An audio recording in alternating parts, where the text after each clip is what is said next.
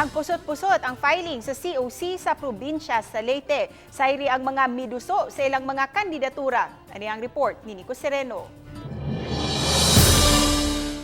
Leyte 4th District Representative Lucy Torres Gomez formal na nga miduso sa iyang kandidatura pagkamayor sa Ormoc City. Kauban niya nga mi-file ang mga miyembro sa konseho. Miduso sab sa iyang COC si Palompon Leyte Mayor Georgina Arevalo kauban ang tibok niya nga slate. Samtang subling magpapili ang managsuong Espina sa Biliran.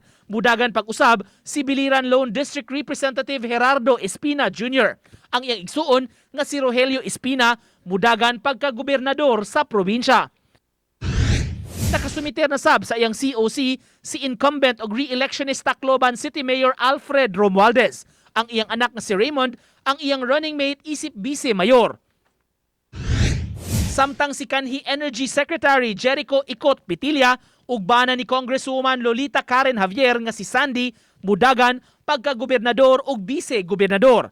Miapasab sa iyang COC pagka-gobernador ug mukontra kang Pitilla si Abito Opinion. Leyte 5th District Representative Carl Cari biduso sa iyang re-election bid sa moabot nga eleksyon. Magpapili pag-usab si incumbent Eastern Samar Governor Ben Evardone.